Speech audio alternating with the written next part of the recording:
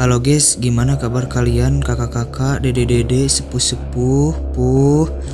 Kali ini kita akan membahas sebuah film yang mungkin akan membuat bulu-bulu di tubuh kalian merinding.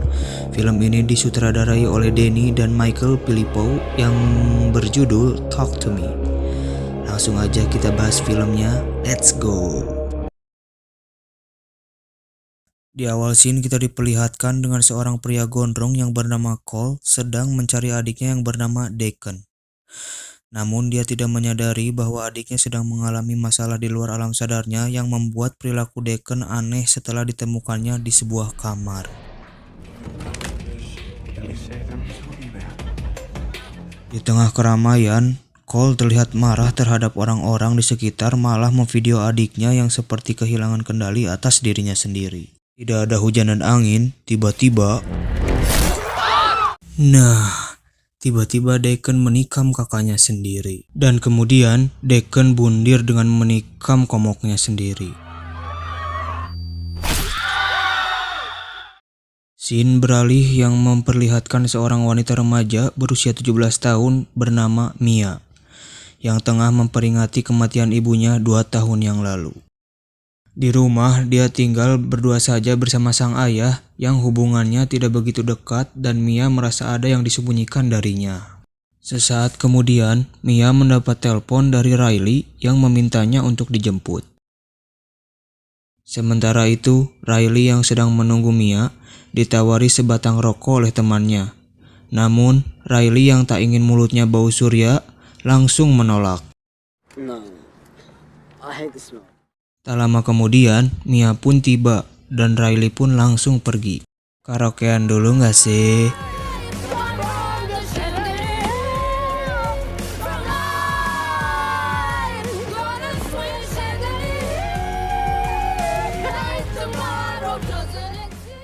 Di tengah perjalanan setelah asik karaokean, Mia shock saat melihat kanguru tergeletak di tengah jalan.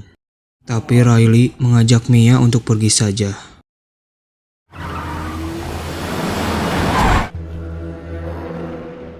Sesampainya di rumah, Riley dan Mia menghantam Jed dengan bantal sekaligus melampiaskan kekesalannya yang lupa menjemput adiknya sendiri. Saat Riley pergi ke kamarnya, Jed berterima kasih kepada Mia yang telah repot-repot menjemput adiknya. Di tengah kegabutan, Jed menunjukkan video pemanggilan arwah yang circle-nya lakukan. Penasaran dengan hal jurik jarian, Mia pun meminta Jed untuk mengajaknya ke tongkrongan. Jed yang tidak mau melihat bestinya sedih pun akhirnya mengiyakan keinginan Mia.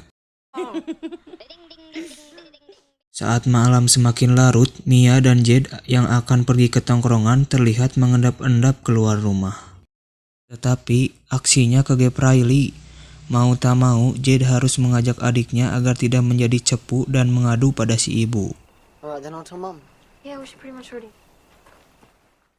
Sesampainya di tongkrongan, Mia merasa canggung karena dia tidak terlalu terbuka dengan yang lain. Tidak lama kemudian, pacarnya Jed juga datang ke sana yang bernama Daniel. Nah, ternyata si Daniel ini adalah merupakan mantannya si Mia. Meskipun mantan, tapi mereka bisa berteman. Tidak lama kemudian, teman mereka yang bernama Harley mengajak mereka semua untuk memulai suatu permainan yang permainan pemanggilan jurik seperti jalangkung kalau di Indonesia mah. Nah, kalau di permainan ini medianya menggunakan patung tangan dan sebuah lilin. Harley pun bertanya, siapa dari mereka yang mau main duluan?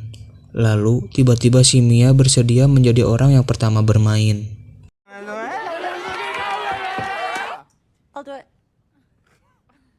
Kemudian Harley pun menjelaskan permainannya. Di sini tubuh Mia akan dirasuki sesosok arwah dan dia cuma diberikan waktu paling lama 90 detik. Jika melebihi waktu tersebut, kemungkinan arwahnya tidak mau keluar dan akan menetap di tubuh Mia.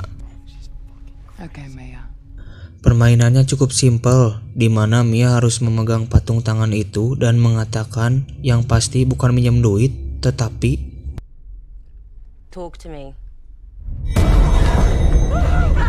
Di sini Mia langsung terkejut melihat sesosok jurik berjas di depan komoknya. Nah, setelah dia melihat sosok itu, Mia harus mengatakan yang pasti bukan kamu terlalu baik buat aku, tetapi setelah percobaan pertama gagal, Mia mencoba lagi dengan sosok yang berbeda. Dan sosok ini berhasil merasuki tubuh Mia.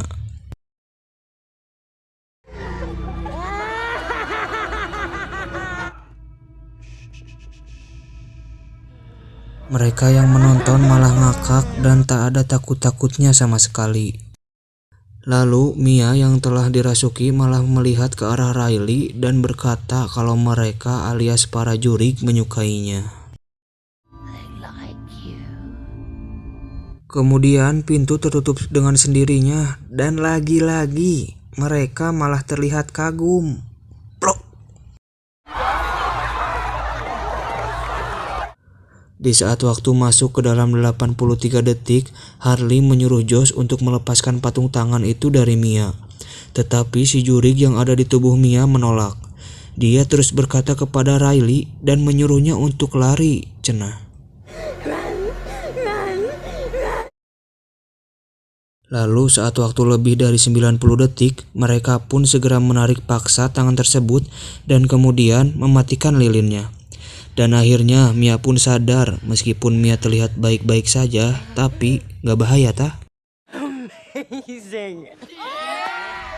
Saat malam semakin larut, Riley kena mental karena telah dibacoti jurik, meminta izin untuk nebeng tidur di kamar kakaknya.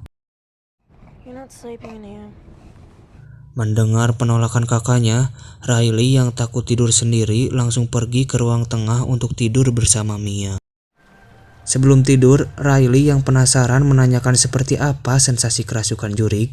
Lantas Mia berkata bahwa dia merasakan sensasi terkoplok yang tak bisa dijelaskan. Anjas. Riley pun mulai penasaran apa yang Mia rasakan. Kemudian tiba-tiba Mia menceritakan insiden kematian ibunya 2 tahun lalu. Ketika itu, sang ayah menemukan si ibu tewas dengan bertaburnya parasetamol. Dan mereka pun menemukan bekas cakaran kuku si ibu seperti kerasukan.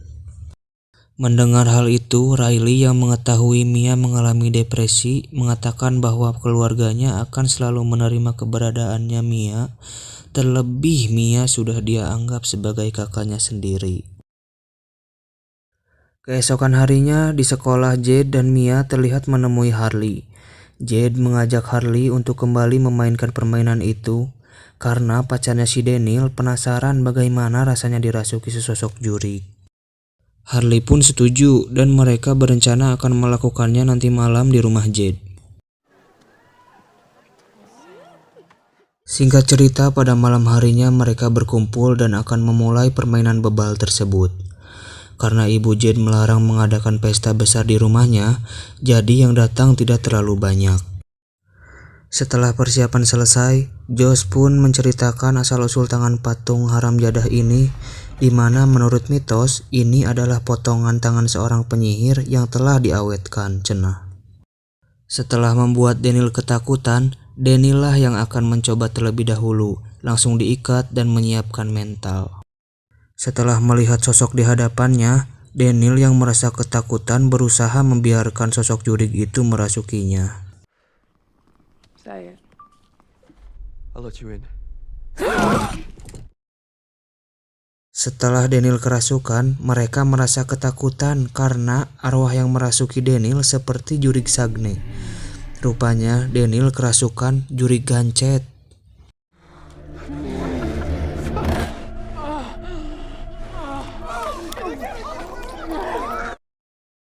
Sangat brutal. Untungnya waktu sudah habis dan mereka langsung mengakhiri ritual koplok tersebut sebelum 90 detik. Dalam keadaan bingung, Daniel yang dilumuri acai kicik merasa kesal dan langsung pergi. Setelah insiden menjijikan yang telah dialami Daniel, Mia yang ingin melanjutkan ritual bebal itu menyarankan mereka untuk mengeluarkan si kicik agar tidak terjadi hal adu sungut seperti tadi.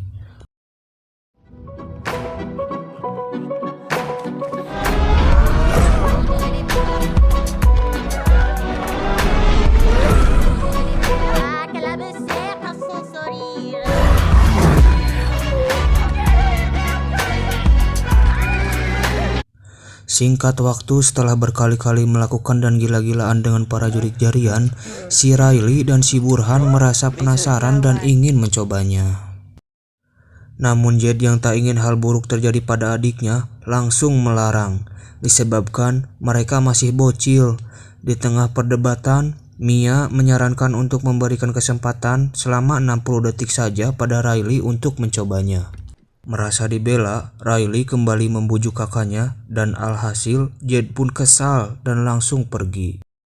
Dengan perginya Jed bukan berarti tidak dilakukan, dan ritual pun kembali dilakukan dengan media Riley. Namun, berbeda dari yang lain, tiba-tiba Riley olohok saat melihat sosok yang ada di depan komoknya, seolah-olah memberikan kode kepada Mia. I'll let you in.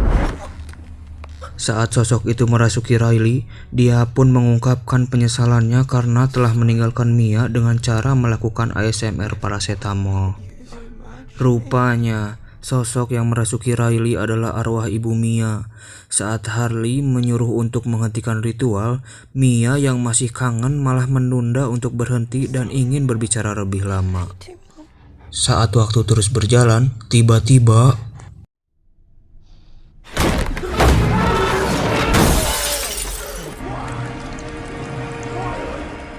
dakblok sekali si Mia.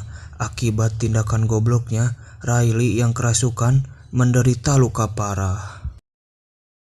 Saat semua orang menolong Riley, si Mia hanya menghulang sambil berjalan kosong menjauhi kerumunan. Tidak lama kemudian, polisi pun datang ke TKP dan mereka semua tidak dapat menjelaskan apa yang telah terjadi. Singkat cerita, Jed dan ibunya menjaga Riley di rumah sakit yang sedang sekarat akibat kejadian tadi. Terlihat juga Mia datang ke sana untuk meminta maaf kepada Jed dan ibunya, tapi melihat kondisi Riley sekarang, Jed dan ibunya pun sangat marah kepada Mia karena Mia sudah mengizinkan Riley untuk memainkan permainan koplok tersebut. Si ibu pun meminta Mia untuk pergi dari sana. Dan dia juga mengancam akan melaporkan Mia pada polisi jika Mia berani datang ke sini lagi. Saat ingin pergi dari RS, Mia melihat bayangan ibunya dari kaca dan dia pun mengikutinya. Ketika sampai di toilet, Mia mendengar suara ibunya meminta tolong. Tapi pas dibuka, ternyata tidak ada siapa-siapa di dalamnya. Di dalam keterpurukannya, Daniel pun menghampiri Mia agar bisa sedikit tenang. Sesampainya di rumah, tepatnya di kamar, Mia pun mengungkapkan insiden yang Riley alami, di mana pada saat itu Riley dirasuki oleh arwah si ibu, akan tetapi Daniel merasa jika hal itu hanya tipu daya arwah jahat saja. Sambil cengengesan manja, Mia seperti lupa bahwa Daniel adalah pacar bestinya. Loh, gak bahaya tah? Sementara di tengah derasnya hujan, Jed yang melihat si ibu sedang stres berusaha untuk menyapanya. Rungkad! Jed pun harus menanggung tindakan goblok yang Mia lakukan. Kembali kepada Mia, dia pun sangat sedikit engas terhadap bulu cokor mantannya ini. Dia berharap bisa bermesraan lagi dengan Daniel seperti dulu. Namun tiba-tiba saja Mia teringat dengan insiden kematian ibunya yang mengenaskan. Hingga sesaat setelah bermimpi, tiba-tiba Mia melihat sesuatu di pojokan. Nah, itulah juri kolot berkutang yang fetisnya cokor Daniel. Sis! Sontak Daniel pun panik saat melihat Mia mengenyot cokornya. Rupanya apa yang Mia lihat merupakan sosok jurig yang merasuki tubuhnya. Di tengah keanehan yang terjadi, Daniel yang ketakutan langsung pergi dan seperti biasa, Mia kambuh depresi. Scene kembali ke rumah sakit memperlihatkan Jed yang sedang membersihkan tubuh Riley di kamar mandi. Di sini tiba-tiba Riley menyerangnya dan kembali menyakiti diri sendiri sambil nyengir.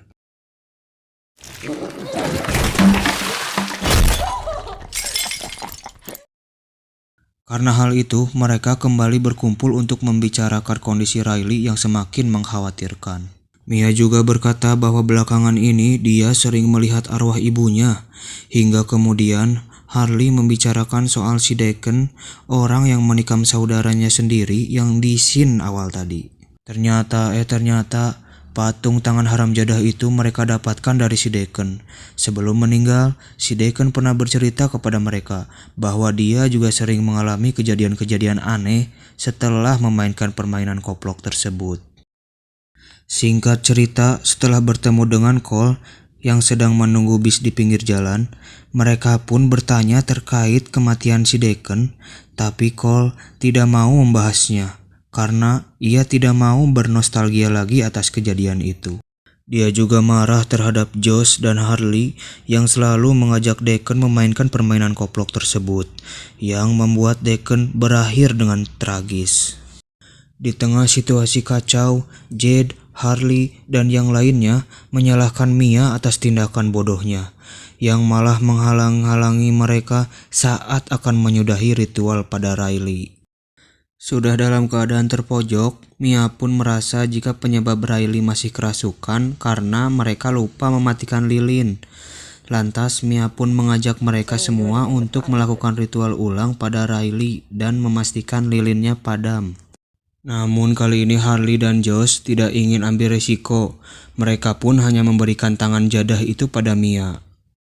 Hey, good luck. Setiba di rumah sakit, kemudian Mia menempelkan tangan Riley ke patung tangan jadah itu, tapi tidak ada respon dari Riley. Mia pun memutuskan untuk memainkannya sendiri dan berkomunikasi dengan arwahnya Riley, karena dia yakin arwah Riley sedang terjebak di alam goib. Talk to me. Namun yang datang adalah arwah bocil. Mia pun lantas meminta tolong ke anak itu untuk membantunya mencari arwah Riley. Dan arwah bocil itu pun bersedia mengantar Mia. Lalu kemudian I let you in.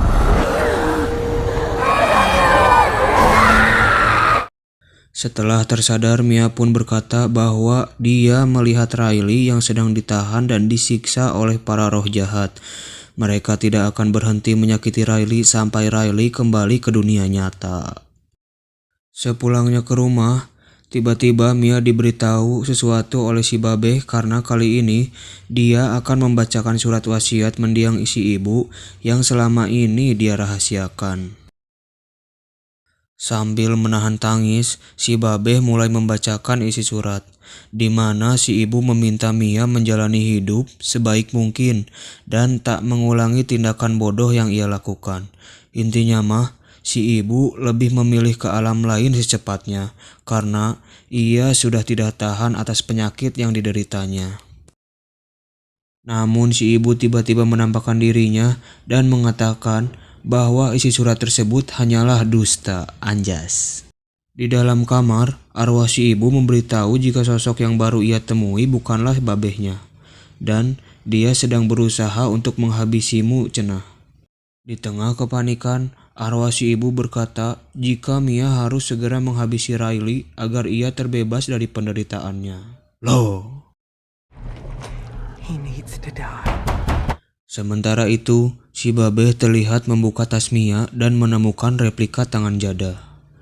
Mendengar kegaduhan di kamar Mia, si Babe pun berusaha mendobrak pintu.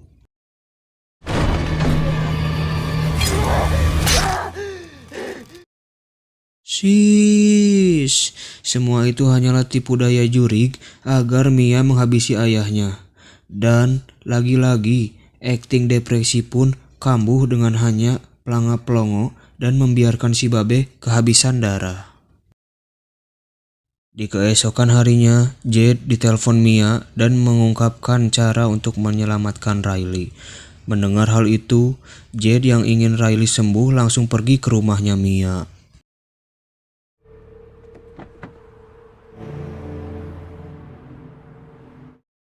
Shish, ternyata apa yang dikatakan Mia hanyalah dusta agar dia bisa leluasa untuk menghabisi Riley.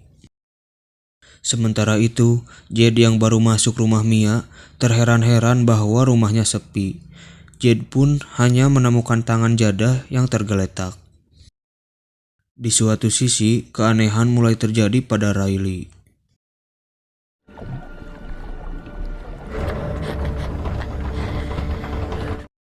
Sontak Mia pun kaget saat Riley tiba-tiba berubah menjadi karuhun. Lantas sosok itu berkata bahwa Mia tidak akan bisa menyelamatkan Riley. Sementara di sisi lain, Jade pun shock saat melihat ayahnya Mia terluka parah. Merasa ada yang tak beres, Jade langsung menghubungi si ibu.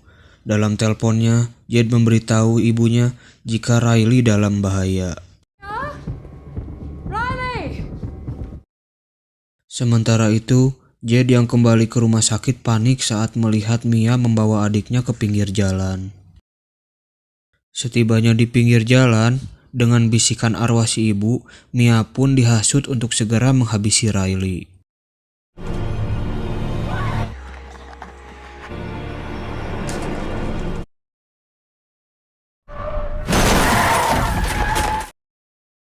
Di luar prediksi BMKG, Mia yang terhasut lompat ke tengah jalan mengeprank sebuah truk.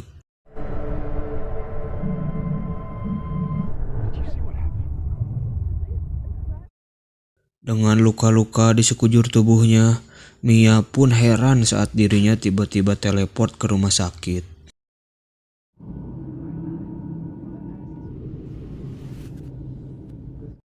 Shish, tanpa diduga hasutan si ibu membuat Mia terjerumus dan kini Mia yang ketakutan di alam goib berusaha meminta bantuan pada si babe.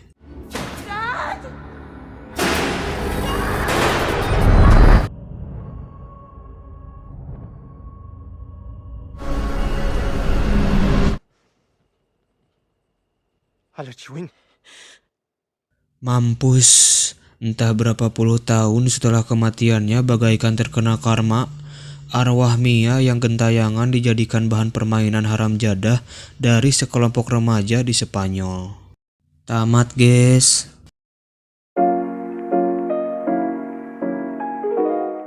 Oke guys, bagaimana dede-dede, kakak-kakak, sepuh-sepuh? Sangat mengerikan sekali kan? Kalau menurut saya sih ya lumayan mengerikan.